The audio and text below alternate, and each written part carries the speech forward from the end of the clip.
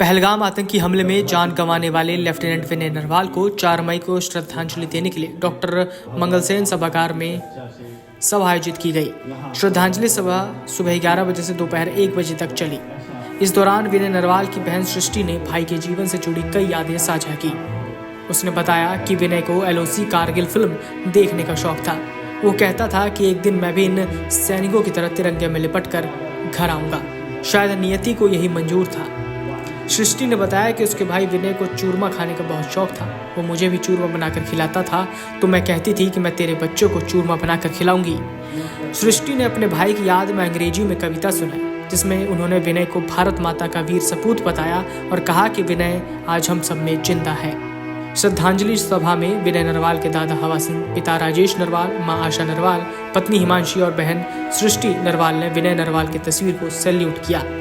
सभा में विधानसभा अध्यक्ष हरविंद्र कल्याण ने कहा कि लेफ्टिनेंट विनय नरवाल की हत्या से परिवार को जो क्षति हुई उसकी पूर्ति नहीं की जा सकती, लेकिन जनप्रतिनिधि और समाज के नाते सब इस परिवार के साथ खड़े हैं। इस दुख की घड़ी में केंद्र और प्रदेश की सरकार परिवार के साथ खड़ी है।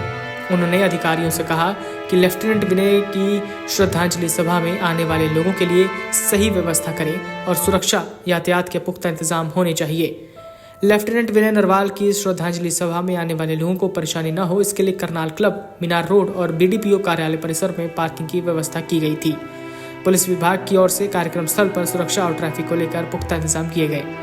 लोकसभा अध्यक्ष ओम बिरला, केंद्रीय मंत्री और सांसद मनोहर लाल और नौसेना अध्यक्ष एडमिरल दिनेश त्रिपाठी सहित कई लोगों ने शोक संदेश भेजा।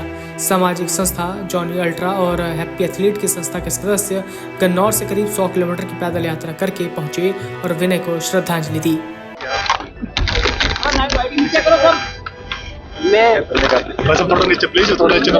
भगवान से यही प्रार्थना करूंगी कि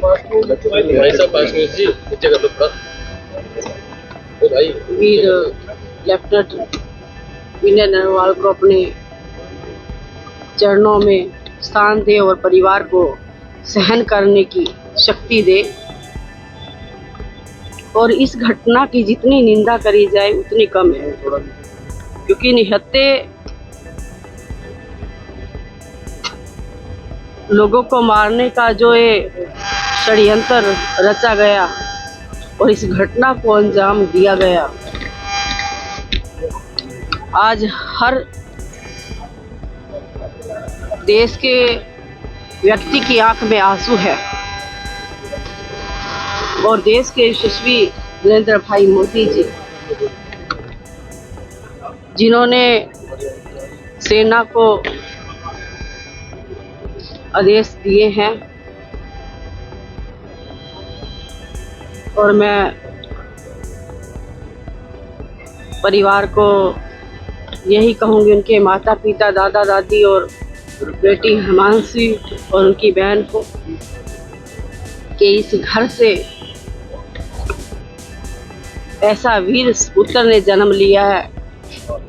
मैं उनको साधुवाद देती हूँ कि भगवान उनको इस दुख से निकलने की शक्ति दे। वास्तव में विनय नरवाल का जो श्रद्धांजलि सभा है, ये क्षण बहुत ही दुखदायी भी है और भावुकता से भरा हुआ है। और हजारों की संख्या में आज जो क्षेत्र के लोगों ने, प्रदेश के लोगों ने विनय को श्रद्धांजलि दी है और परिवार के साथ खड़े होने का एक संदेश दिया है। मैं भी यही कहूँगा कि आज जो एक ऐसी आतंकी घटना जिसमें बहुत से निर्दोष हमारे नागरिक मारे गए, उसमें विनय भी हमारा बेटा से एक था। हम पूरे समाज के नाते भी, सरकार के नाते भी पूरे तरीके से परिवार के साथ हैं। और साथ ही साथ मैं प्रभु से भी कामना करता हूँ कि परिवारजनों को, सभी सगे संबंधियों को ये दुख सहने की शक्ति दे। विनय एक वीर सपूत हमारे देश का था, हमारा गौरव था, हमारे क्षेत्र से था, और एक जीवन की शुरुआत हुई थी। जीवन की शुरुआत होते ही जो आज हम मीडिया को देखते हैं, हिमांशी को देखते हैं, वास्तव में आत्मा हिल जाती है। इतना ही कहूँगा कि हम हर तरीके से परिवार के साथ हैं और जो परिवार का दुख है वो हमारा दुख है। कोई बात हुई है किसी संस्थान पर उसका नाम रखने की या किसी भी तरीके की और जिससे हम और एक श्रद्धांजलि अर्पित कर सकें लेफ्टिनेंट विनय को? देखिए, विनय हमें हमेशा हमारे दिलों में रहेगा और जिस प्रकार से घोषणा की बात है, सरकार ने कुछ घोषणाएं भी की हैं, चाहे वो एक कैश के नाते सपोर्ट की बात है, चाहे परिवार के एक सदस्य को नौकरी की बात है, और जहाँ तक किसी नामकरण की बात है तो इस विषय को आगे पहुँचाएंगे और कोई ना कोई जो भी ऐसी भावना है उसके अनुरूप जो भी हो सकेगा हमारा प्रयास रहेगा। मैं इस बात को आगे जरूर पहुँचाऊँ। Video desk amarujala.com।